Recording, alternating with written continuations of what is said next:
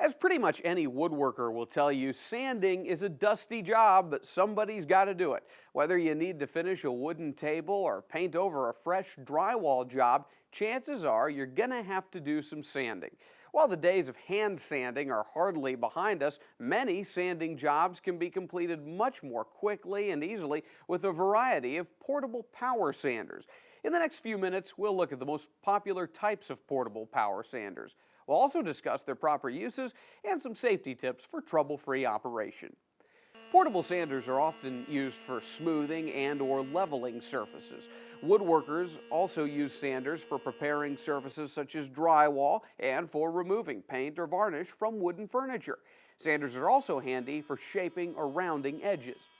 Many woodworkers appreciate using power sanders because they remove wood faster than sanding by hand. Of course, it's common for power sanders to leave behind some scratches, even with fine sanding. While this may be perfectly acceptable for rough work, it's not good for fine furniture, crafts, or cabinetry. For projects where it's essential to eliminate all visible scratches, some hand sanding is usually required. Hand sanding is also necessary for projects that are too small for a power sander to tackle. Power sanders are great for getting the first stages of sanding completed quickly. Portable power sanders are available in three general types: belt sanders, pad sanders, and detail sanders. A belt sander uses a continuous loop or belt of sandpaper that fits over two rollers.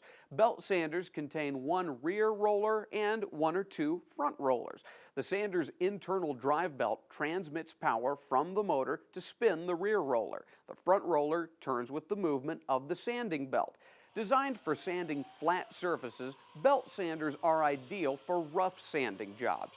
Sure, belt sanders can be bulky and somewhat heavy, but the heft of the tool offers the desired leverage on larger surfaces. Belt sanders are designed for heavy-duty sanding, not for finish work. Belt sanders come in various sizes, with sizing determined by the width and length of the belt. The most common sizes are 3 by 21 inches, 3 by 24 inches, and 4 by 24 inches. The first number refers to the belt width, while the second number refers to the overall belt length. Belt sander speed is measured in surface feet per minute, or SFPM. Typical speeds range from 600 to 1500 surface feet per minute. Variable speed models allow users to adjust the unit's sanding power. When using a belt sander, guide the sander with the grain of the wood from left to right. Belt sanders are heavy and powerful, so there's very little need to press down hard. Just hold on, guide the tool, and let it do the hard work. Some sanders come equipped with dust collection bags. Regardless of the sander type, most dust bags work best at less than 1/3 capacity. In other words, empty the dust bag often. Next, let's look at pad sanders, which are so named because of the sanding pad at the base of the unit. Classification in the pad sander category can get a little confusing because these sanders are referred to by several different names. This category is sometimes referred to as palm sanders because of the palm-sized grips found on the top of the handheld units.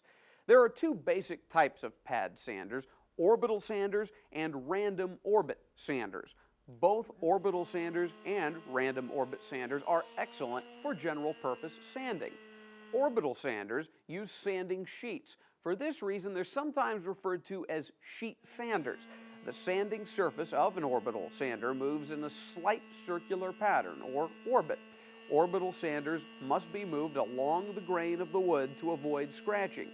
Orbital sander size is generally determined by the size of its sanding surface: quarter sheet, third sheet, or half sheet. These sizes refer to sections of a full sheet of standard sandpaper. For a quarter sheet sander, you can buy pre-cut sheets or simply cut a regular sheet of sandpaper into 4 equal pieces. A random orbit sander then moves in a circular motion and back and forth to reduce or eliminate visible swirl patterns.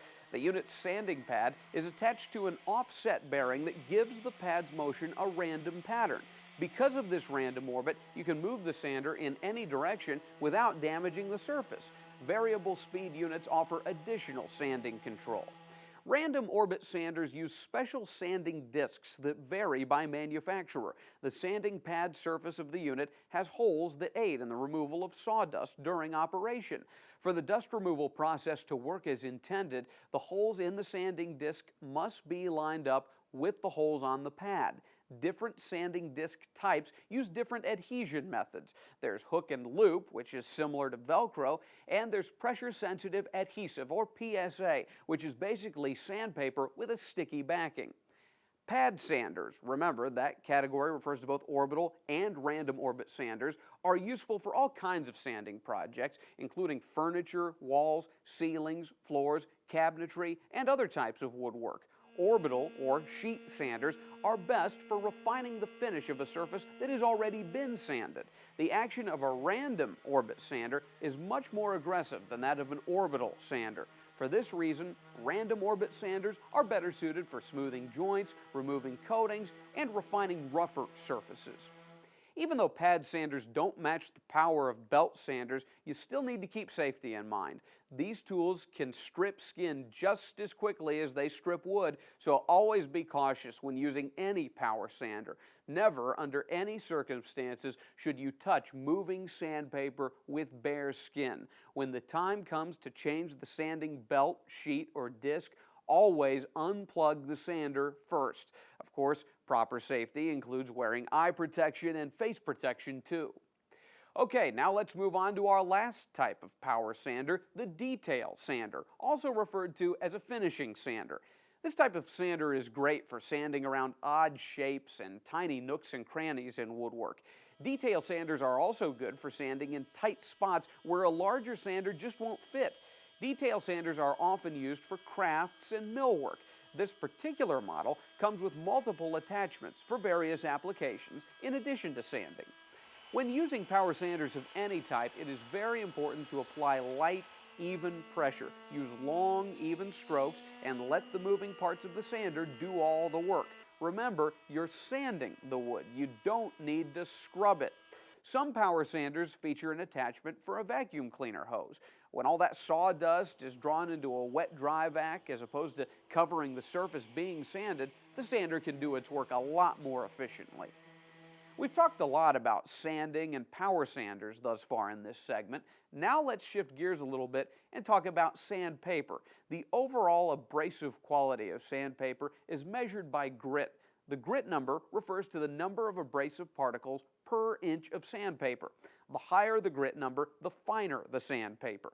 When sanding, always progress from coarse to fine grit sandpaper. That is, from lower numbers to higher ones. There's no need to use each and every grit under the sun. In most cases, sanding 3 times, first with a coarse grit, then with an intermediate grit, then with a fine grit, yields perfectly acceptable results. Here's a final tip for efficient sanding. Be sure to change the sandpaper, sanding belt, pad, or disc as soon as there is a noticeable decrease in effectiveness. Some people think using worn sandpaper is just fine. Their reasoning is that it's sanding more finely, which is the ultimate objective anyway. Unfortunately, it doesn't really work that way. While it's true that the particles are getting smaller, they're also getting duller. Worn sandpaper does not offer the kind of consistency necessary for a quality sanding job.